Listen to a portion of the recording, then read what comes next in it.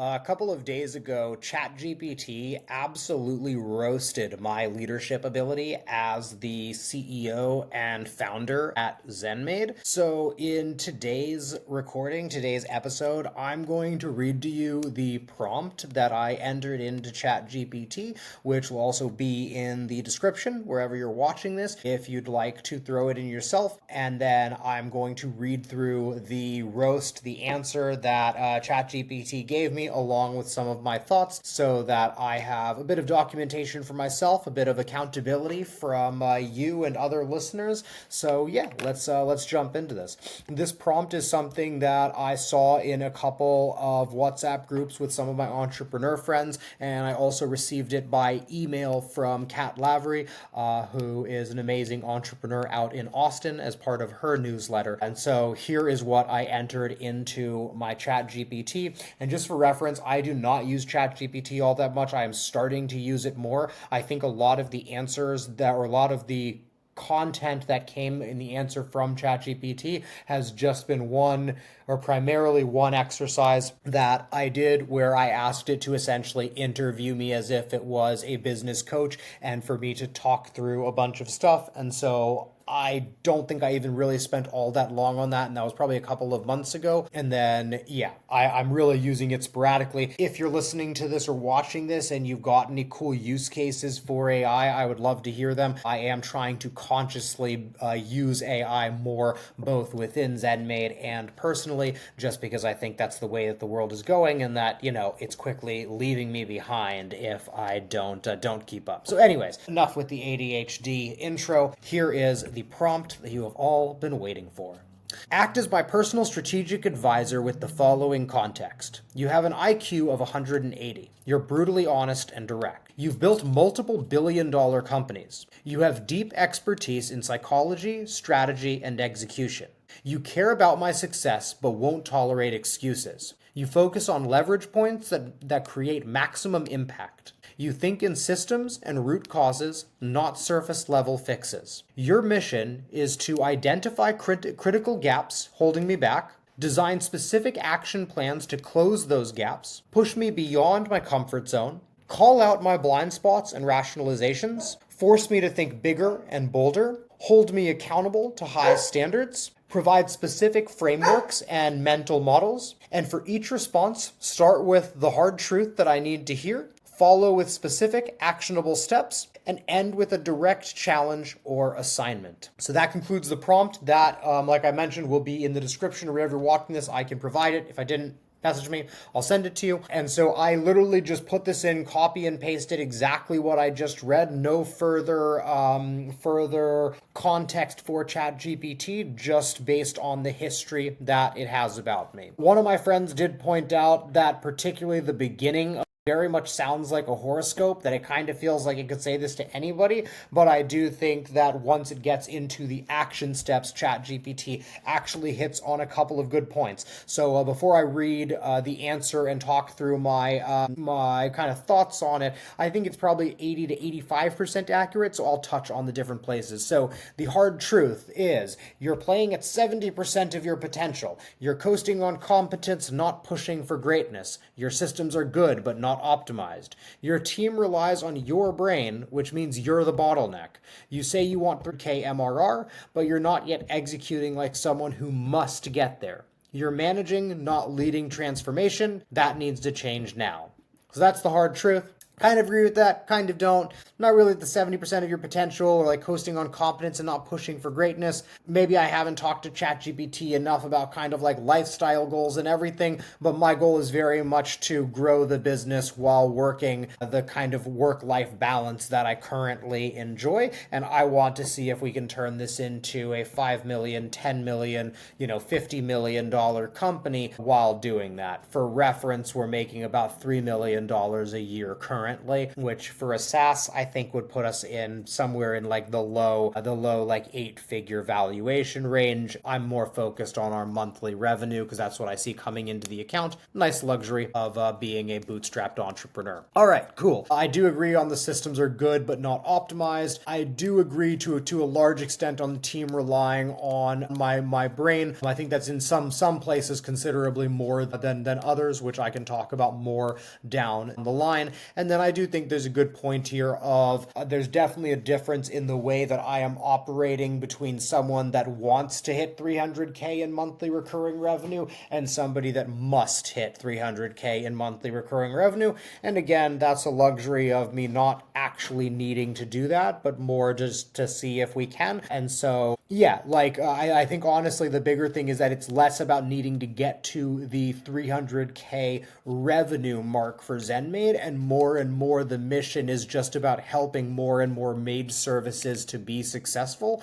And that's always been our mission. But at this point, I'm more excited about adding revenue to the company, not because we end up making a small bit more profit, but more because with every $10,000 that we add in monthly recurring revenue, I have more resources to deploy to provide a better product, to help more people to be successful during like onboarding and all of that. And so that's been kind of a cool shift for me, just mentally, of becoming more of a resource allocator, and then also kind of hitting that point of just like having enough so that we can begin to zoom out and take, longer term 5 and 10 year decisions when thinking about ZenMaid. All right, enough of that tangent. On to the action steps that ChatGPT is telling me that are needed to close the gap. So number 1 is fix the strategic bottlenecks, org and ops first. Support is stable for now. Good. Move on. Do not micromanage it. That is a quick reference to our support team. We made some adjustments to the team structure to begin the year, and that sort of took support from being a bit of an issue within the company and for our customer experience to pretty much immediately resolving that. So ChatGPT is just reminding me to just like let that be and not focus on that too much. Bullet point number 2 there, sales is still fractured. You're relying too much on your head of marketing to solve a problem that needs its own champion. Assign or hire a full-time sales owner with quota accountability. If this person doesn't exist in 30 days, that's a failure on you. This I think is quite on the nose with from ChatGPT. We are definitely struggling a little bit with sales right now. That's not indicative of the individuals on our sales team, but rather we are struggling to figure out where they should be spending their time to have an impact. That as we have zoomed out and analyzed quite a few of the numbers, we're realizing that essentially we're realizing that we were far more product led than we had realized, and that a lot of the work that the sales team is doing is more closer to success and helping people through the process of getting onboarded onto ZenMaid, as opposed to selling in a traditional sense of convincing them to buy it versus our competition. And so we're trying to figure out what needs to change within the company to accommodate sort of like the new realizations that we're like kind of accepting about the company and about the buying process and all of that. Bullet point number 3 is stop hiring reactively, build a 90-day hiring roadmap today, define the 3 roles that will create 10x leverage, get aggressive about it. This one definitely agree with, that I have a tendency to hire very reactively. It tends to be almost a recency bias of which team members have asked for help the most recently, or sometimes I get like very strong clarity on who's the next person that we need, but that happens a lot less than I would probably care to admit to myself here. So that is definitely something that I need to take on, and I really need to be thinking about who are the people that are going to move the needle for ZenMaid, looking at all of our numbers. So I do know that we need a new developer, but I could definitely use some clarity from my CTO on where we would be deploying them, where we think that they could have the most impact within the product team, and essentially what's the next domino that we're looking to topple on the product team to better serve the users and everything. We definitely need another person on the sales team to focus on social selling. That is one thing that we are getting more clear on, of something that needs to shift, is that even if we're going to continue doing something that looks like similar to a more traditional like sales model, that even if we are going to go back to doing that and to figuring out how that is going to work, it's going to look a lot less like people jumping onto scheduled calls and scheduled demos, and it's going to look a lot more like selling in the comments of LinkedIn or selling in the comments of Facebook, and building relationships in those places where these conversations are already going on, and then connecting that to jumping on phone calls or on demos and etc., and thinking about that as one person to sort of own those relationships, rather than thinking about it as like sales versus marketing or anything along those lines, but rather thinking about the entire thing as relationships. Okay, number 2 from ChatGPT was raise the standards. Your support sucked for months because you let it. If anything is below A level now, replace it or upgrade it ruthlessly. High standards are only real if they're enforced. This is one that I definitely agree with, and I did come back from Asia towards the end of last year and bring back a lot of urgency and intensity into the business. I completely agree with the criticism of our support and that being quite weak, because I like allowed it. That we did have some leadership challenges there that I referenced like earlier that we fixed at the beginning of the year, and we've seen just how much of a difference that has made. So yeah, I completely agree with this. It is quite harsh from ChatGPT, but probably what I need to hear right now, for being honest. And then every team lead must have crystal clear KPIs. If they can't tell you their North Star metric and current trajectory off the top of their head, they're not a leader, they're an employee with a title. This one I actually struggle with. I don't actually think that this is as true as people like make it out to be, but I'm open to my mind being changed on that. So if you're listening and think I'm completely wrong on that, when it comes to support for ZenMaid, there's multiple numbers that we track and that we're taking a look at, but there's no North Star metric, because you have to look at probably at least 3 metrics holistically to actually judge whether the team is like doing a good job or not. We did have at some point that we were focused on like first response time, which maybe we could get back to. Actually, I haven't checked that in a while. We essentially started looking at that as a KPI when support was a problem, and then as soon as support wasn't a problem, we stopped looking at that KPI because we weren't seeing any quality control issues when doing checks. In hindsight, maybe that's a mistake. So I don't know, maybe I've talked myself into this and maybe do need to. I do know that we are working on KPIs for every department, but we definitely have struggled with some of like, yeah, just like ops, for example. It's like they can tell us how many uploads they did each week, but they don't control how many uploads. Like, our onboarding team will impact how many folks request those onboards. And so it's stuff like that where I'm not exactly sure how to track with some of that stuff. But, even though I'm talking to ChatGPT about this stuff, I do have an executive coach that I probably should be talking to about this. So we'll see. Maybe I'll have a better update on this next week. All right, back to it. Number 3 from ChatGPT is clarify the revenue engine. What is the main growth lever this quarter? Not 5 of them. 1. Paid ads, partnerships, organic SEO, sales velocity. Choose, then build a war room around it. I think that is likely going to be content, but that is something that I need to talk to Ryan, who leads our marketing, about. I know that I personally am going to be trying to drive a lot more like content and results through content. Recording this episode is a perfect example of that, and you'll see why in just a second. So yeah, so I think that's going to be it, but I do need to give that challenge some thought. It's a very, very good one from ChatGPT. All right, bullet point number 2 under 3 is audit your funnel, start to finish. Where is the money leaking? Where is the friction? What's converting like garbage that no one else is talking about? Fix those before chasing new tactics. Yes. Here.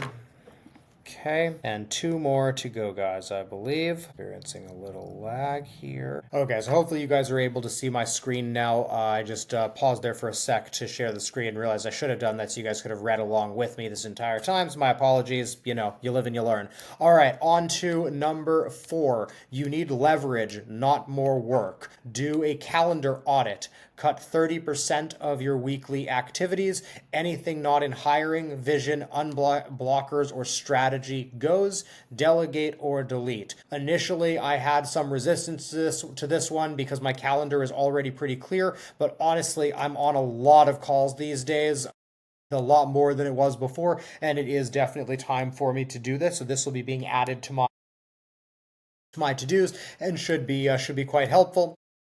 And then bullet point number 2 is create thinking time, a minimum of 90 minutes a day, uninterrupted, for strategic thinking, frameworks, writing, or big moves. This reminds me of the advice that I remember hearing and getting from The Road Less Stupid, which is a brilliant book on entrepreneurship that I highly, highly recommend. Of course, I read that book and then didn't actually implement or start doing that exercise, but this is certainly emphasizing that I should be doing that. And I think scheduling out 90 minutes a day, I probably already do this just with walking the dog and spending time just like thinking and etc. But being more intentional about it is something that I need to commit to. All right, number 5, and this is why you're even listening to this podcast or this episode or wherever the hell you're watching this. If you have made it this far, thank you for sticking with me. Number 5 from is get uncomfortably public. If you want bigger, build in public. Podcast, newsletter, YouTube, choose one and ship every week. This creates market gravity and forces clarity. So this is one that this is what pushed me to actually record this podcast episode and to run through all of this advice, to begin documenting all of this stuff. I've got some more stuff coming for you guys in the future, including about the brain tumor that I was recently diagnosed with and how I dealt with that. How breaking my ankle 2 years ago is the best thing that's ever happened to my health. And quite a bit of more like stuff that I'll be talking about on both the personal side of things and building ZenMaid. I'm really hoping this will help me to document and to look back on stuff like in the future and to analyze kind of like decisions and stuff. But I also believe that if done well, this will help with building kind of like the network and hiring and all of like that stuff like in the future. All the reasons that people like me, douchebag like tech bros or whatever, start a podcast, you know? So yeah, last bullet point from ChatGPT is your mission isn't loud enough. People don't follow quiet leaders. My wife will be the first to tell ChatGPT that it is dead wrong and that I am not quiet. But ChatGPT wants me to know that I am not building a tool. I am changing the lives of maid service owners and that I need to start acting like a category king. Which I do think that I already do, and I think I am quite honestly like leading the industry in many ways, but I also think that we're just at the start of this journey and that there's so much more to do. So I do appreciate that thought from ChatGPT, and I do think that it might be good to be a little bit more public and everything. All right, wrapping up here, the challenge that I have from ChatGPT in its exact words: you have 72 hours. I believe I'm recording this within 72 hours of getting this. I'm not 100% sure, but you have 72 hours to, number 1, create a hiring roadmap with 3 priority roles, including title, purpose, and KPI. 2, to choose your Q2 growth lever, one lever owned by one person. 3, to cut 5 low leverage tasks from your calendar and delegate them. And number 4, to pick your build in public platform and to schedule your first post. So that last one I've already done by recording this podcast episode. And if you're listening to it, then clearly I scheduled it and it went live because, god damn it, this is Amarville, and we don't make any fucking excuses around here. It's going to get better, guys. It's going to get better listening to this crap from me, I promise. All right, last bit from ChatGPT. Report back with your plan and receipts, period. No fluff, period. No excuses. All of that last bit was in bold for those of you that are not looking at the screen. All right, that wraps it up today. I'm your host, Amar Ghose. Thanks for joining me. on whatever the fuck this is. Yeah, if you got any thoughts, roast me in the comments or whatever. You know, whatever the kids are doing these days. Cool. See you on the next one.